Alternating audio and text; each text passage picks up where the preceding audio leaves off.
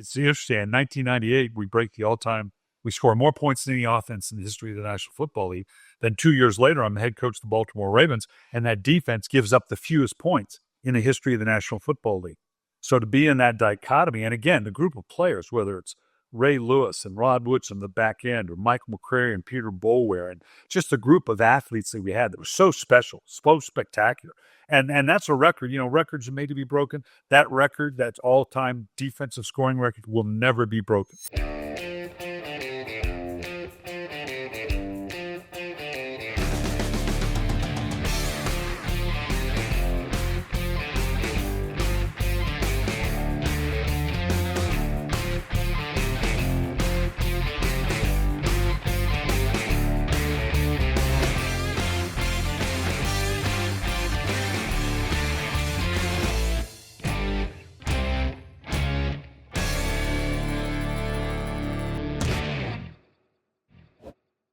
Welcome. I am so grateful to have Mr. Brian Billick on with me. We're streaming between Highland, Utah and Maryland. What town do you live in? Actually, I'm in Ohio, Columbus, Ohio. Columbus, Ohio. Yeah, my grandkids came to Columbus, were born here in Columbus, and my wife a couple of years ago said, I'm moving to Columbus next to the grandkids. What are you doing? I said, well, I guess I'm moving to Columbus, Ohio. I'm originally from Ohio. So it's yeah. Yeah. And I think I saw that you had moved from, I thought it was the East Coast, to Redlands, California. Originally from Ohio, was born in Ohio, went to Los Angeles, Redlands, California when I was originally LA, and then out to Redlands when I was like 2. So I've been in California since 1956, then moved to Redlands in 1960. So really kind of a California kid. I have no interest in going back whatsoever, but it was great to grow up there. And then being in Columbus, you have to ask the question because everybody there is pretty much red and Buckeye, big time. Are you a Buckeye fan now? Oh, I have to be. And my grandkids are huge Buckeye fans. You're right. You can't get away from it. It's really kind of neat because even though Columbus is a major city and it's a small college town when it really comes to the Buckeyes. And tomorrow or on Saturday, you go out and there's nobody on the streets. They're either at the game or you can hear and you see the cars in the yards and everybody's watching it on TV. It's a great college town in that respect. Truly is. And wow, I have a daughter whose husband was in medical school doing an internship in Columbus. So we visited there, and a nice town, beautiful place. Great town, easy to get in and out of. Love it. The medical complex, if she did it here, Ohio State's 60,000 students, and half of them must be doctors because the medical industrial complex they've created here, which is great because it's great access, is unbelievable. It's going to be what will really be the test of character is if Ohio State and BYU face each other in the playoffs. Can you imagine the character of Brian Billick? Who is he loyal to? That's going to be a tough one because I can stay true blue to the Ravens or to the Cougars, or I can not go out to dinner or go to the market for about 6 months if I choose to stay that route. So that's going to be a tough one. And if your grandchildren start disowning you, then that's going to be because they're huge Buckeye fans. That's wonderful. We'll talk about this because I think college football has changed amazingly since you and I played. But I wanted to share with our fan base. This is called Beyond the Game, and we like to talk about the stories. And I know you'll have a million of them, whether at BYU or with the Ravens, coaching. I'm so interested in your coaching career because I know that going into coaching is a very easy profession.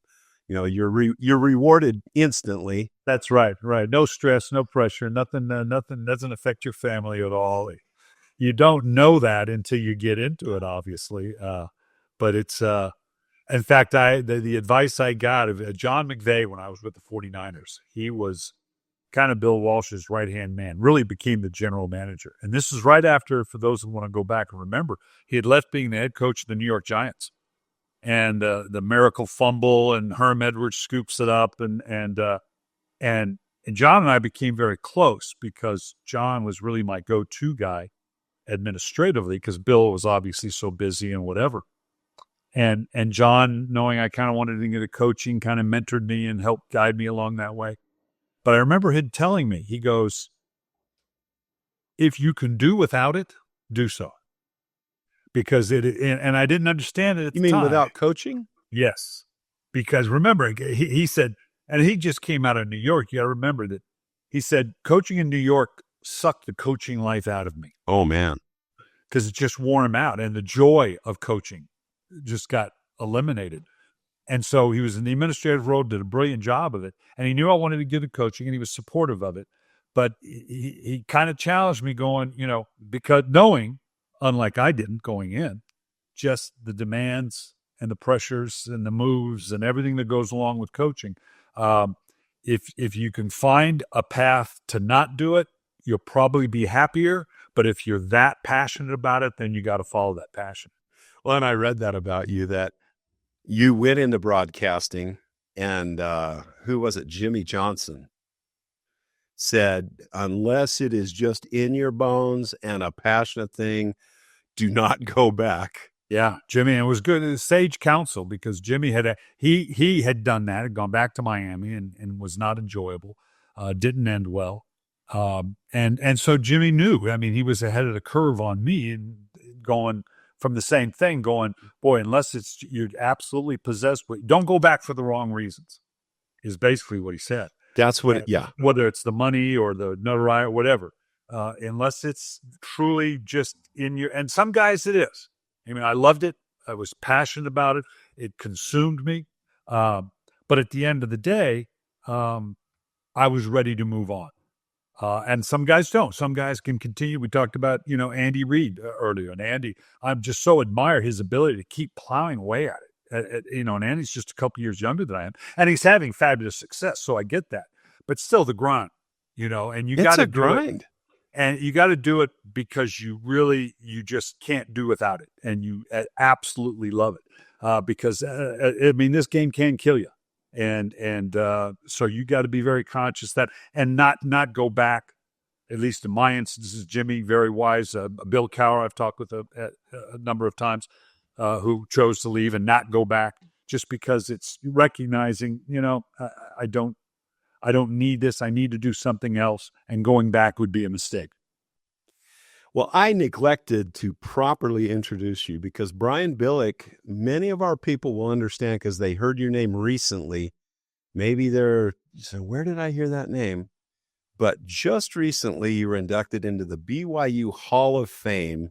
Congratulations, Brian. Thank you. Great honor. It was fabulous. Enjoyed the experience. When Greg Vihar reached out to me, I told the story before. It was we were up at our lake house in Minnesota, and Greg had called, and he was telling me about the Hall of Fame and this, that, and the other. And I'm thinking, it's not connecting. I mean, when Greg, what is someone? What organization? What do you want me to introduce them, or what? Why are you calling me about this? He goes, no, we want to put you into the Hall of Fame. And it was very humbling, and it was a great event, and just very humbled by it, very appreciative of it, and it was great to reach back and connect with that whole BYU vibe. And Brian, you and I ran into each other because as a freshman in 1975, I was on the prep team preparing you starters, you upperclassmen, for the coming game. And even though I was a weak side linebacker, maybe it was that you guys were running more double tight formations, but I remember lining up against you a few times. Yeah. And when we had the 74 reunion of the 74 team, just a couple weeks prior to the Hall of Fame, we did the 50-year anniversary of the 74 team, which was the first bowl team in BYU history. It was great to have those guys and Larry Carr and all the guys on the defensive side. Oh, wow. Guys that's used to face, and it's been such a long time now. It was great reconnecting and visiting with them and sharing stories about Tim Halverson, who's still a very close friend of mine, an advisor, was a DB on that team. And just to reconnect with the guys and remember all the stories and the great times we had. Tim Alverson has a special place in my heart because in one of my top games in 1979, he still was a tall, skinny guy, but extremely athletic. And against Texas A&M in the first game of the season, he somehow got in and blocked the punt. Wow. In a very close game. And that enabled us to go in and score. And we ended up winning where Mark Wilson passed me a ball. I have to pull that out for him. No, Tim was great DB. And very skilled athlete. One of the fastest white guys you're ever going to see, which was contrary to when you look at him and going, is this guy, can he really play? But he was a great player. I ran into him at a game just a couple of weeks ago. Our seats end up not being very far from each other. Oh, great. And he's still tall and athletic looking. Yeah, good looking. Yeah, he is. He's got that. I always accuse him of having that picture of Dorian Gray in his, because when I introduce people to Tim and we're together, and I said, yeah, we went to BYU, and they'll look at Tim and they'll look at me and the gray hair and go, at the same time? Because he looks like he could be 40. He looks like he'd still be in college. He looks so young. He does. But I neglected to say, hey, this guy, Brian Billick, went on from playing tight end at BYU and doing really well, being drafted into the NFL. But then you decided to go into the coaching profession. But I'll pass through what we really want to talk about, which is that procession of how you got there. That's going to be so interesting. But ultimately, you became coach for the Baltimore Ravens in like their fourth season? Yes, their fourth season, correct. And you initially brought them to their first non-losing season, and only a couple years later, you guys won the Super Bowl. Yeah, exciting time. It was great, very fortuitous, great people. You just, when you achieve something like that, you realize just how many people it takes for something like that to come together. It was just my second year. And totally unexpected. We were picked. In fact, we were picked last in even our division, let alone to win the Super Bowl. Just great times, great memories, and still obviously close to the Ravens organization. And boy, do the Ravens look good now. They do. It's all because of Brian Billick. Yeah, well, sure, okay, I'll take credit for it. No, I mean, to me, football or sports in general really parallels life and gives us lessons and that's why we're trying to do this. The stories behind the game are, I think, motivational, inspirational to people to overcome challenges. And that's what I thought was interesting, because you decided, well, first of all, let's ask you, how did you get to BYU? Interesting. Yeah. They had recruited me. And BYU prior to that, when I was getting recruited, really hadn't been very good. I think someone told me that the 50 years prior to that 74 team, BYU was like 113th ranked in terms of wins and losses. I think I read that they had something like 16 or 17 winning seasons in the prior 47 years. Right. And the subsequent 50 years since that first bowl game, they're, I think, 8th or 9th in college football now in terms of total wins. So probably. It tells you just how far that the program has come. But got recruited by BYU, some other schools as well. I'm from a military family. For some reason, mistakenly thought going to the Air Force Academy was the smart thing to do. Went through boot camp, went through the first semester, and realized, no, this isn't the place for me. What I want to do and the goals I have. So I left there, and Dick Felt, legendary in the Hall of Fame as well, longtime defensive back coordinator. Coach. Yeah, yes. Defensive coordinator, great man. Ran into Dick. He was recruiting. This was after the season. This was in December. And he was recruiting, as you normally do as coaches at that time, and ran across Dick. And he was aware of my circumstances. And he said, hey, would love for you to consider coming back to BYU. And made sense to me. They were beginning to throw the ball, and I knew I was going to be playing tight end. So I ended up coming mid-semester in late January to BYU. I always tell a great story, because when I got recruited by BYU, and even when I went to BYU, I knew it was a Mormon school. I didn't realize how replete that was. So I get up there and I see, I'm in the Smith Field House, and I see all these guys running around with LDS on their shirts. Obviously coming down from the language training mission up on the hill, and they'd come to Smith House and work out. And so I see, okay, what's that? That's Latter-day Saints. Okay, I get it. So I figure, well, it's a co-theological university. It's the Mormons and the LDS. So I go over to, where was it? Cannon was dorms where we had our meals. And I remember meeting a young lady, and being a red-blooded American young male, I'm sit down and start, talking and visiting. Trying to make conversation. I go, well, are you Mormon or are you LDS? And she looks at me and she says, "You're a football player, aren't you?" So that was my first introduction to really learning about the culture at BYU. And what a culture it is, isn't it? Yeah, that's fabulous. I really enjoyed my time there, and my closest friends, Tim Allison, we talked about, is maybe my closest, and as my financial advisor, Tom Miller, who was my roommate the first year. The relationships that you've be able to maintain, and seeing what BYU has become and what they've been established has been just fabulous. It has, hasn't it? You went from a very low, lax discipline school like the Air Force Academy to BYU. What did it feel like? A kid from Ohio and California, Southern California. How did it feel being at these two institutions that were so discipline oriented? Well, it was funny when I got, of course, remember, I had just left the Air Force Academy, so my hair was very, very short. I don't smoke and drink. So I get there, got short hair, I don't smoke or drink.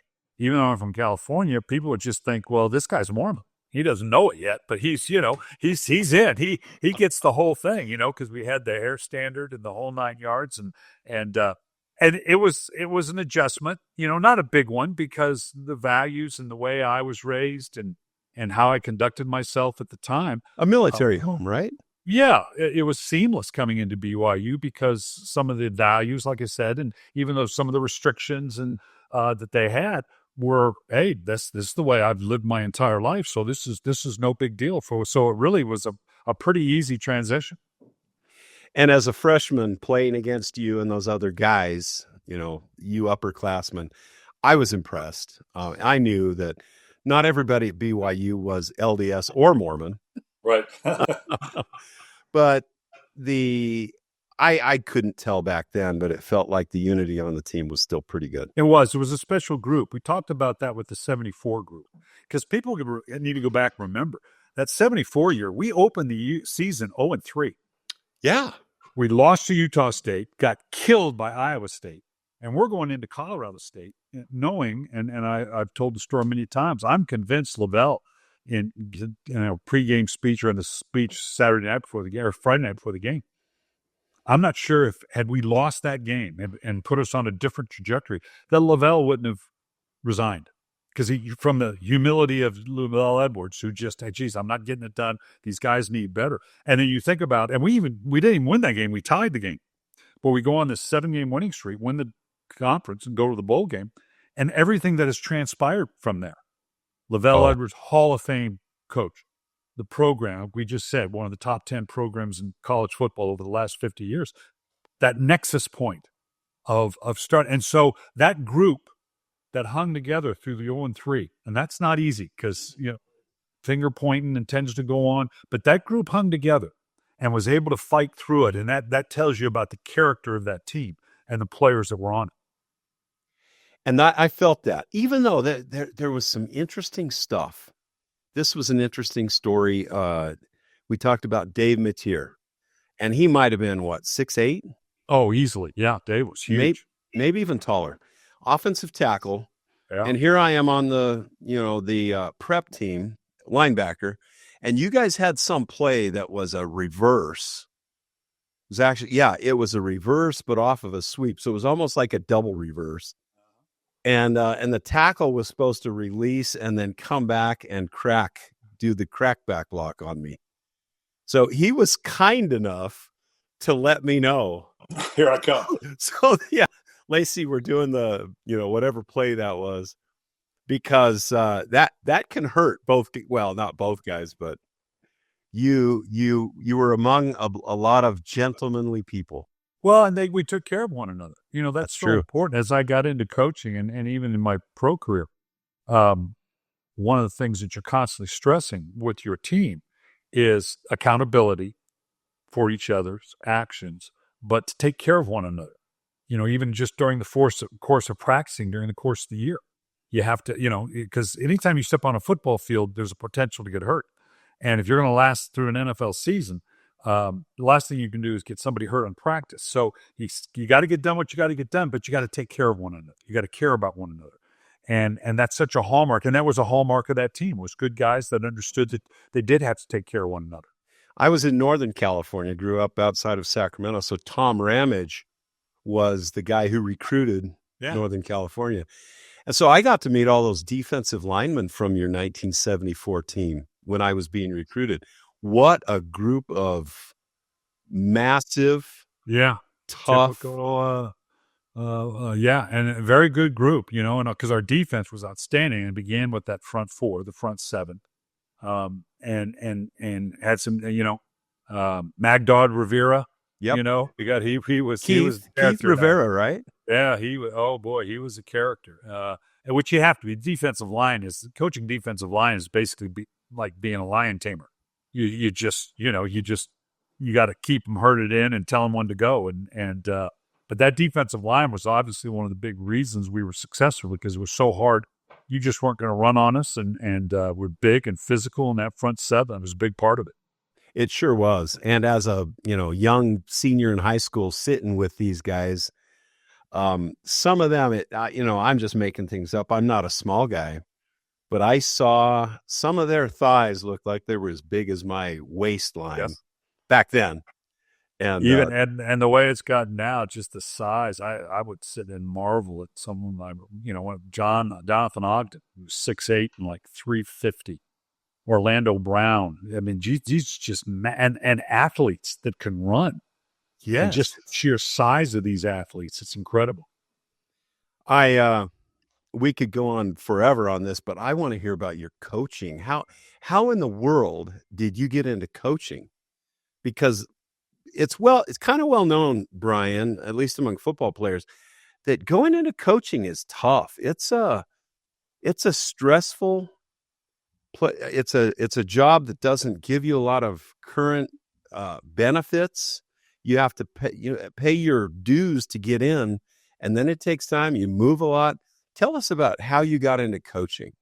Well, I grew up in Southern California, a small town was small then, Redlands, California, which is about 60 miles due east of L.A. Huge football tradition, typical Friday night lights, thousands of people in the stands. One high school, legendary high school coach, Paul Womack, and was a huge figure in our town.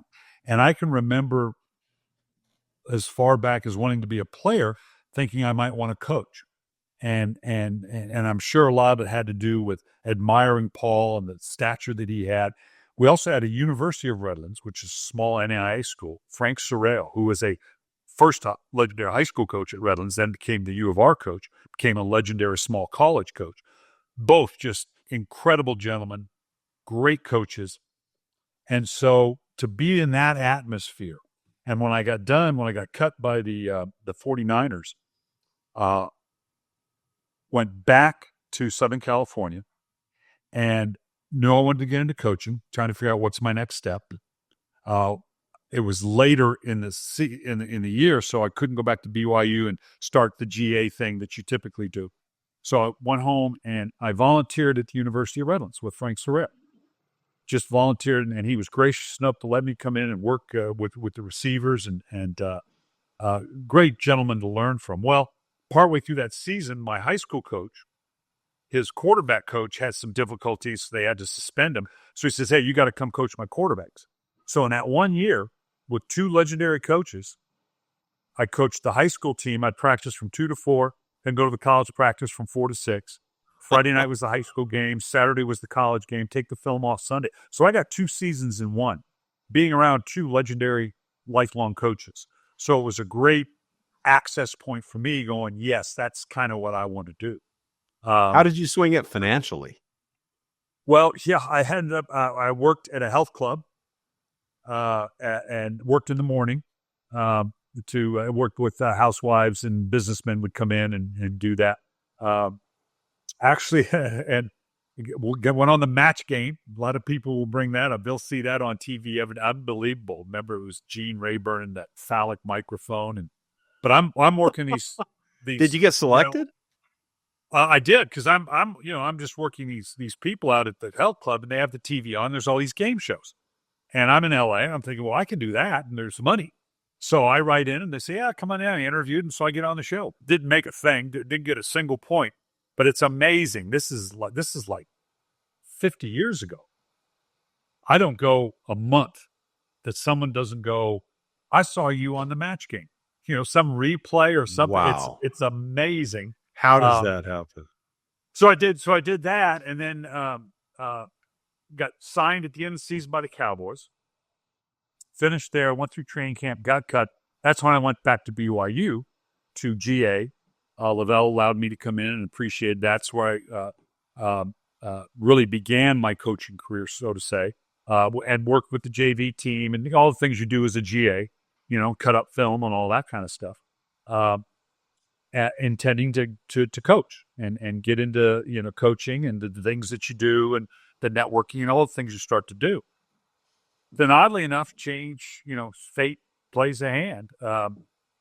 Bill Walsh had just taken over with the San Francisco 49ers, and he hired a gentleman named George Heddleston as his director of public relations. Well, George I had known when I was with the Dallas Cowboys. He was the assistant PR director there. And Bill wanted him to hire someone who he could also make. I'm very proud of the fact that I'm the first player programs guy in the NFL. Everybody in the NFL has a player programs then, a guy that kind of is that liaison between the coaches and the club and the players and helps them transition into the NFL.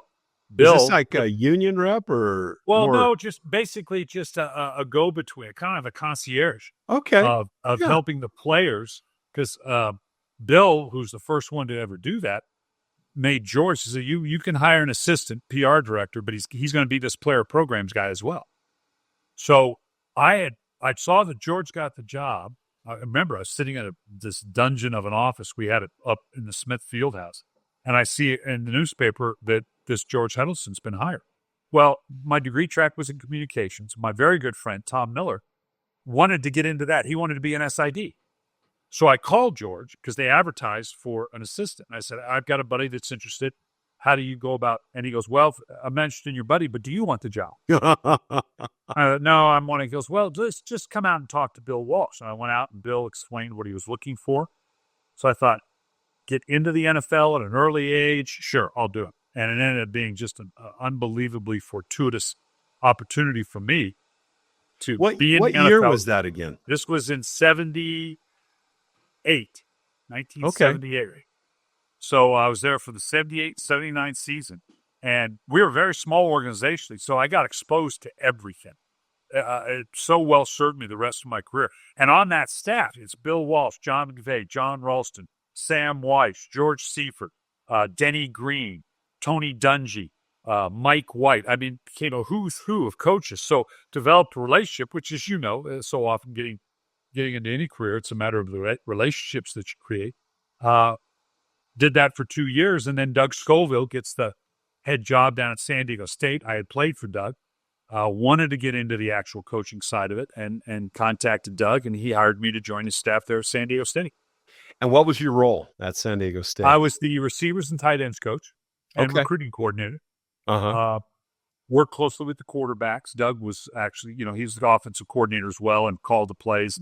But again, allowed me to work with a lot of facets of it, and was with Doug. We were there for 5 years at San Diego State before I got the chance to go to be the offensive coordinator at Utah State.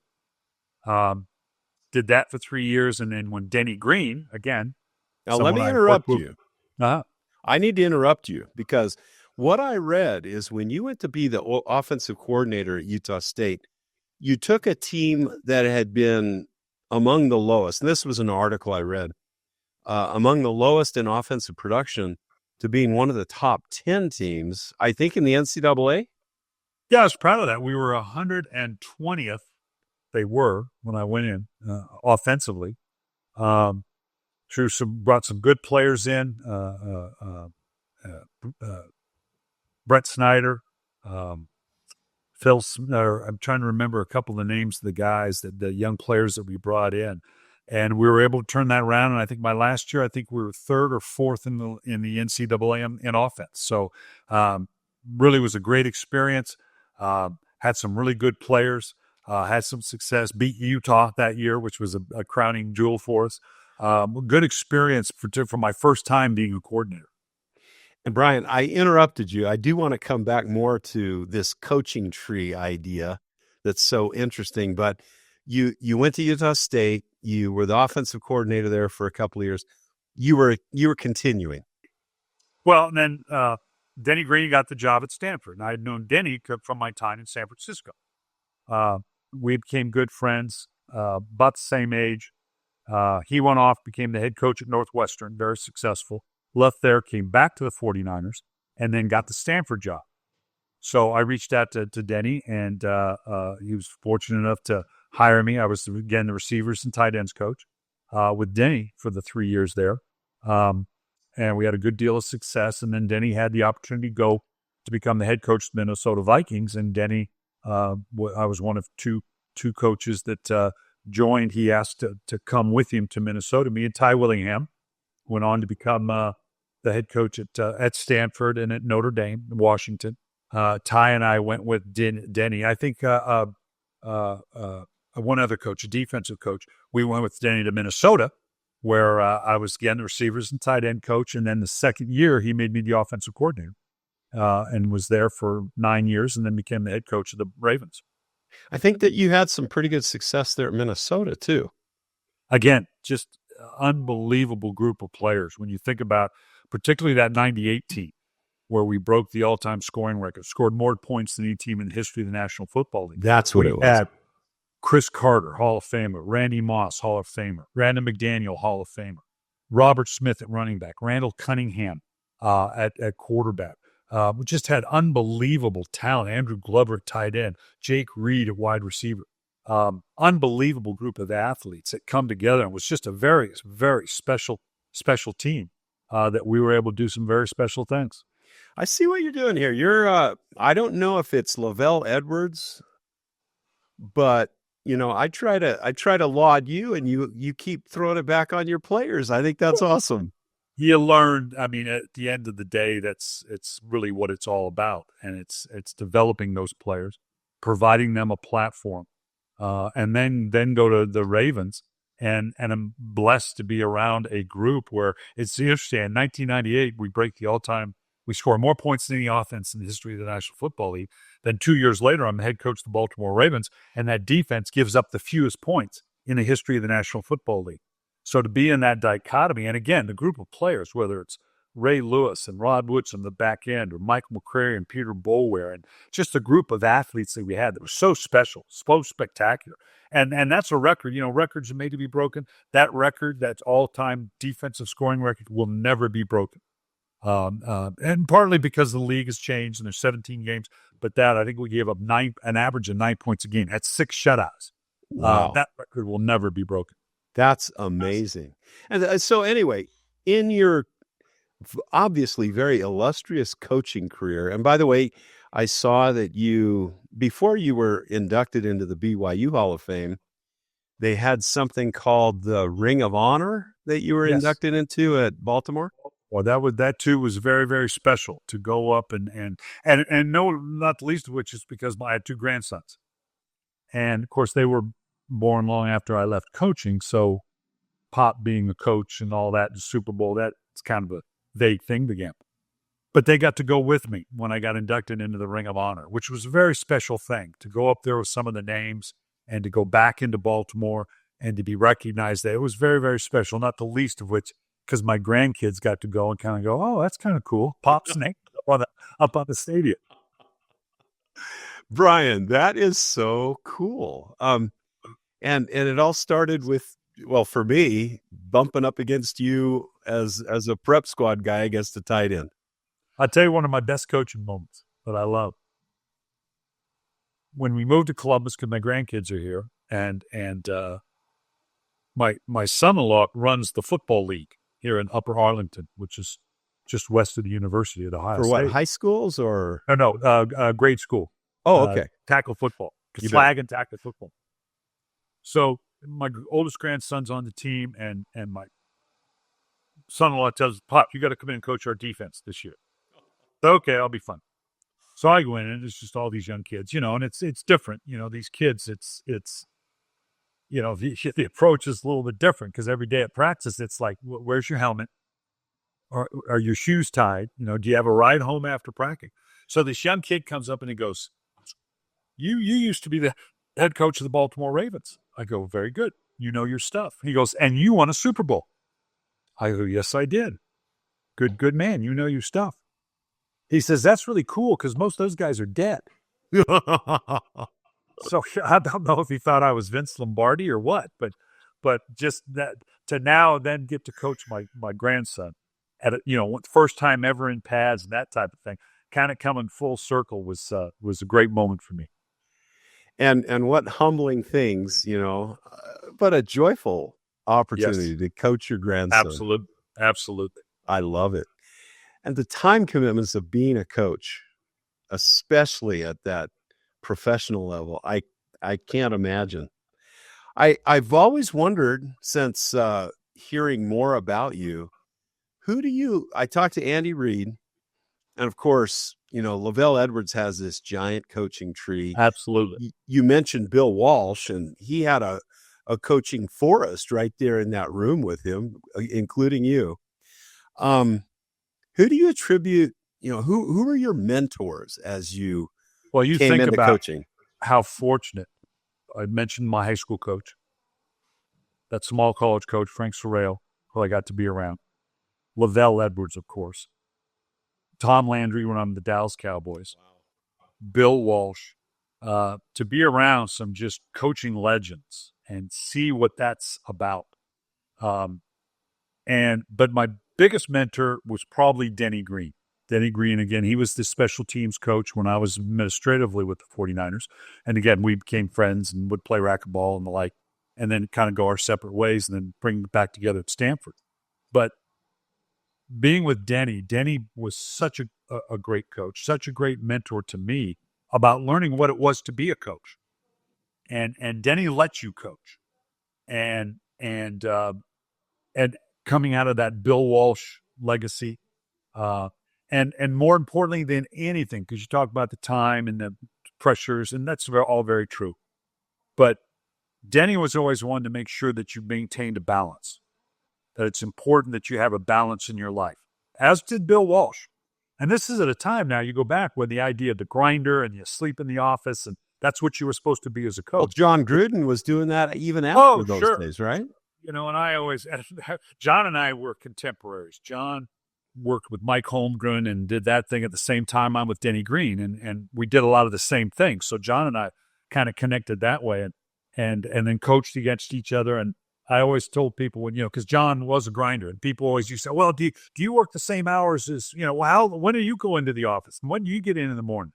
And I always tell them, I got in a half hour earlier than John Gruden's lying to you about when he gets into the office. But that was the mentality that if you're going to be a coach, you are a grinder, and you don't go home at night and it's sleep in the office. Fortunately, whether it be a Bill Walsh, be a Denny Green, that I learned early on, no, that's not only is that not right, it's not, you're not at your best. You need to be at your best when you're in front of the players. And if you're going to do this all night grinding thing, thinking you're, mistaking activity for productivity, and at the end of the day, learning, the game's just not that tough. If you're game planning until 2:00 in the morning, you're doing something wrong. So to learn from Denny how to keep that balance and to keep myself fresh in the industry was probably the biggest thing that I learned from Denny Green. I've had this opinion as one of Doug Scovil's favorites for a year when I was running fullback, and all summer long we were out throwing and catching with the quarterbacks and learning the patterns, doing the turn drill, everything else. You learn to become pretty close or even kind of understand what your coach was thinking. And Doug Scovil was out there with us. And he was certainly a guy who, I wouldn't call him a grinder. No, but in fact, it's interesting. Exactly right. Another mentor of mine, obviously, because Doug brought me into the profession the first time. Unique to that time frame, Doug was not a grinder. I was home for dinner every night when I coached at San Diego State, which was just unheard of. Because Doug was very much, you do your work, we get it done here, and then go home. And then we come back and crank it up the net. Doug was not a grinder in that way. And so to learn from Doug early on that, yeah, you can do it this way. It was very successful. Doug was just such a great coach. He had a great empathy for the players. And that's what Doug was about. Just coaching football, calling offense, being creative. That was just Doug. That was his whole world. And being again, creative. Say that again. Well, just Doug, and to be with a Doug Scovil, who Doug and via BYU, you look at the history of the passing game in the college game and in the pro and where it evolved from. At some point, BYU, Stanford, and Bill Walsh and the 49ers come into the conversation about being the originators of that style of play. At BYU, people don't appreciate today just how far ahead of the curve and what an outlier we were, was a team that was willing, we're going to throw the ball 40, 45, 50 times a game and won't think twice about it. No. In fact, I was, again, in Rancho Cordova, California, and Stanford was recruiting me. So Bill Walsh was the head coach that year, and George Seifert was I think the offensive line coach. I'm not sure. No, he would have been the defensive coordinator. Yeah. Okay, with defensive coordinator. Yeah. But he's the one that always came to my house or came to our school. Great, great person. But later, when I come to BYU and I recognize the chess master quality of Doug Scovil, calling plays and setting up a play right now that's really setting up a cornerback 5 plays from now to be faked, juked, I thought, man, what a chess master. He was creative. He was. When you say that. Doug saw the game, and having been in the profession for 50 years, a coordinator with a certain level of success, I will tell you there's very few guys. I don't consider myself one of them, but very few guys that I look at, Bill Walsh, Doug Scovil, I think Mike Shanahan fell in that category, of guys that truly just saw the game with more clarity and a bigger perspective in that chess master frame that you're talking about, that I've ever known. Doug you're right. He was just that step ahead and could see things and knew, and Doug called the plays, and I was on the headset up above spotting for Doug and providing him what information I could. But to hear him go through and the questions he would ask, setting up the next play call, you're right. Doug was one of the true best chess masters I've ever been around. And so I just wondered how much of that rubbed off on you, because the offenses that you were involved in had some pretty huge success. So, what happened, Brian? Were you another Andy Reid that's calling plays with Patrick Mahomes, or tell us? I'd love to have a Patrick Mahomes. Unfortunately, I never had the run of quarterbacks. Even in Minnesota, we had a number of different quarterbacks. To have that one guy over an entire period of time, which I never had in my career, I envy. I'm very envious of Andy to have that experience. No, I tell you what I did learned early, and I learned from Bill Walsh. The one thing he constantly stressed and mentored me is to develop a specialty in something. Be the best at one aspect of the game. Interesting. And for Bill, it was the passing game, and so I kind of immersed myself in that, learning from Doug and the way he approached the game.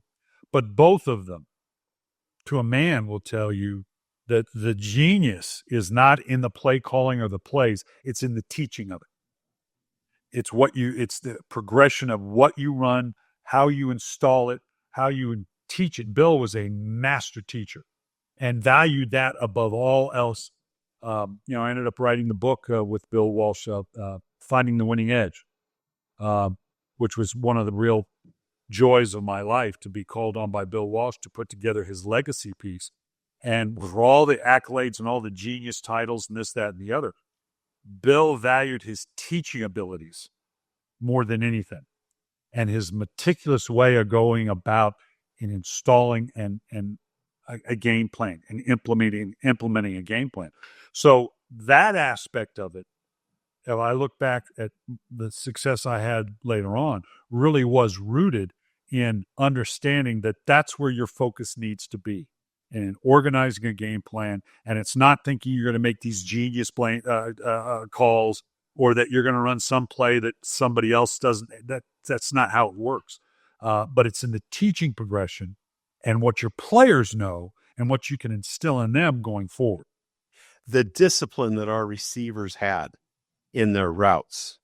I forget what it was. It was like the progression. For example, as a tight end, do you remember the old 65 play that we ran? Oh yeah, it was all numbered. Yeah. And 65. 5 would have been a sail route. I think he had a go route on the outside. The tight end runs a sail route, and the back runs into the flat. Yeah, and if it's a man, the tight end goes 10 or 8 yards, I forget, straight. Right. And then you cut right, and then you go the sail.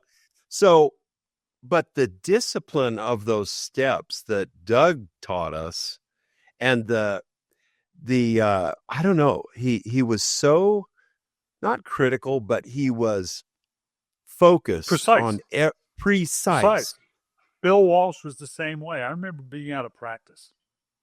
We had Joe Montana and had a little flare route, and Joe threw the pass out, and it hit the fullback. It was right here. I thought, that's a good pass. And Bill went off. Go, Joe, no. I want the ball just off the tip. When you throw this, I want him going downhill. So I want that ball. I don't want him to catch it here and slow him down. I want that ball to where he has to reach for it, just reach for it, that sends his momentum downhill. He's going straight. So he can run out of bounds at 7 yards, because that's what we need. We need 7 yards with this flare. He was so precise. And we're looking at it going, that looked like a pretty good pass to me. But Bill was just so precise about, no, this is where that needs to be. And that was the genius of his offense.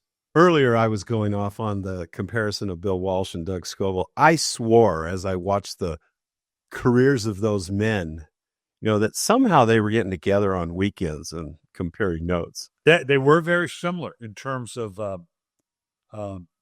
very private people, very focused on their profession. Both loved wine.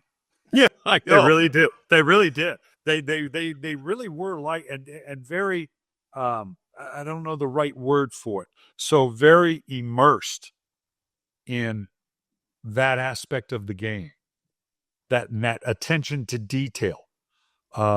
Very, very similar in that way. And Bill, had a bigger than life ego like we all do, and very strong. Doug was not that way. Doug was very soft spoken. Bill, very intellectual. Doug was an accountant before he got into coaching. And Bill, very cerebral as well. So always very much, a thinking man's coach. And both very similar. You're right. A great deal of similarity in the two gentlemen.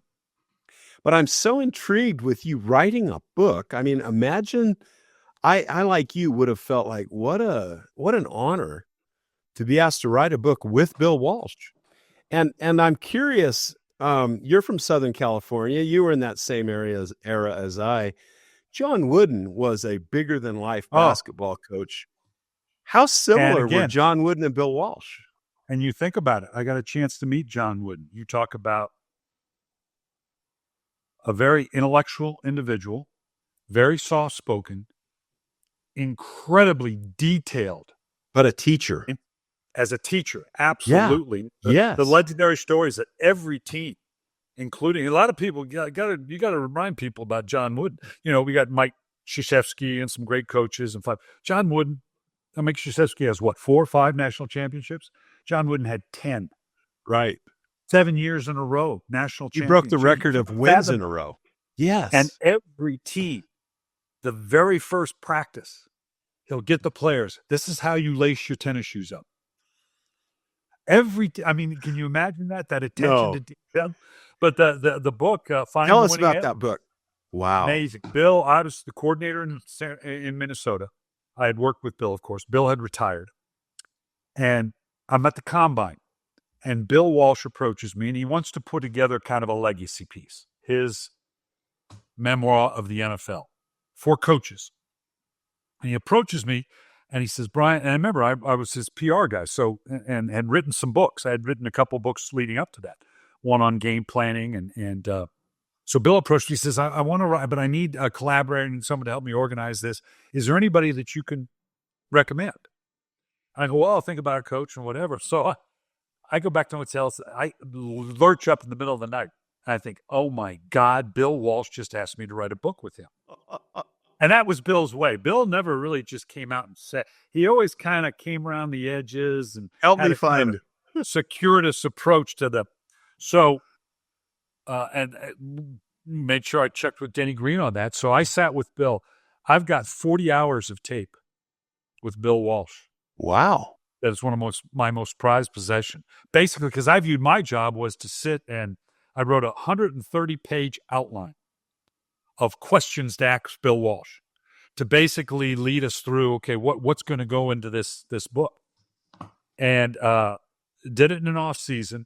Incredible experience to sit with Bill and go through his thought process, how he valued different things. And prioritize it, and it ended up being 700 pages. We got it down to a svelte 500 pages. But I will tell you this: it's very gratifying that I don't run into a coach that doesn't tell me, this book is on my shelf. Every coach in America has had as a blueprint to coaching and what it is to be a coach and the priorities. Very proud of that and lucky to have been involved in putting that together with Bill Walsh. That's an honor that. Oh, unbelievable. I love that. And that he would ask you. I ran into the professor on as a flight, and the professor goes, oh, yeah. He says, I teach a class off this book. This is, this book is like 30 years old. But the lessons in it and how to put the organization, every aspect of coaching, building an organization, the whole 9 yards. It was incredible. And it was interesting putting it together because this is pre-internet. Okay. So I had always known when Bill would go on a speaking trip or someplace, because I would get a fax back then of 10 pages. I can just see Bill sitting on a plane and sketching out notes. And it was point one would be the relationship between the GM and the head coach. And point two would be the depth of the receiver on 22ZN. And the third was the qualities, the way his mind worked. And he would just jump around. So I'd get these pages of notes and this goes there. And today you just cut and paste. But just the way he would think through, I could tell when he had time to sit down and write it down. It was an amazing experience. I can't imagine. Good for you. That's phenomenal. Brian, your stories could go on forever. I'm so glad. I can't do go on forever. No. This has been extremely interesting. And I don't know. I mean, obviously, we're in a generation now that's a little bit different than when we were growing up and playing, or you coaching. So it's fun to introduce you to perhaps another generation. I know, for myself at least, that you've sold one more book. Well, you can't get this book. They're not in print anymore. I'll have to find it on. You'll do it eBay. You find eBay. Yeah, I will. Share with us, if you will, any parting thoughts or any strong impressions you have. I will tell you this. And I said it at the reunion, and I also said it at the induction, and it goes specifically to the heart of what BYU represents. College football, college athletics is under attack right now. It's become a cesspool between the NIL and the portal. it's at a real nexus in terms of, and as you alluded to earlier, athletics is so important. There are lessons learned on the courts, the pools, the diamonds, the fields that can't be learned anyplace else, or aren't learned as well as they are in those environments. That you get knocked down on any play and you have to get back up, and there's going to be a next season. But you're right. And that aspect is so important, but college athletics, because of it, is under attack right now. And BYU, I'm very proud, BYU has the opportunity, with the success that it has, to provide that direction and that moral clarity for college athletics to say, this is the way it should be. And we're going through that, the business versus the athletics, and we'll sort that out. But to hold on to that team mentality and that purity of, for the lack of a better term, amateur athletics, that's so important in the progression of teaching young people of the things that they need to learn going forward. BYU needs to still be that beacon because there's not a lot of places that are. And to win the right way and to do it the right way with the right moral clarity is so important. You're right, Brian. And even though this NIL may have, I've told this story, or it's been told a couple of times, but Mark Wilson told the story of one of his teammates at the Raiders approaching him. He says, here you are, quarterback. You were in the running for the Heisman Trophy. How much did you make while you were at BYU? And Mark says, well, nothing. I didn't make anything. We're kind of poor going through school. And the guy said, no. You're in the running for the Heisman. You had all these records. Your team did so well. Tell me the truth. How much did you make? I didn't make a thing. How much did you make? Mark turned it around. So I'm not telling you. You won't tell me. But all I can say, the guy said, was I made less my first year in the NFL than I made my first year at Tennessee. Yeah. And that's a time where, and you're right, I mean, the players don't get me wrong, the players deserve to be compensated. But that's replete throughout the entire athletic department. And my concern is that now, if it's out of control, it's going to cost us sports because the school's got to come up with the money. So the only way they're going to do that is to cut sports. And that's unfortunate because that's when I talk about the value of college athletics. I'm talking about across the board. That's what's in jeopardy right now. And that's what BYU can be a part of, making sure that that's maintained. Well, I trust that they're going to be doing that.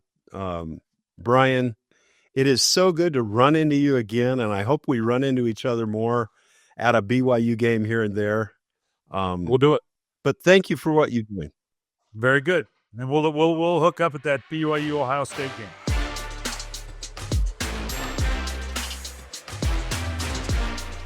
Thank you for watching another episode of Beyond the Game.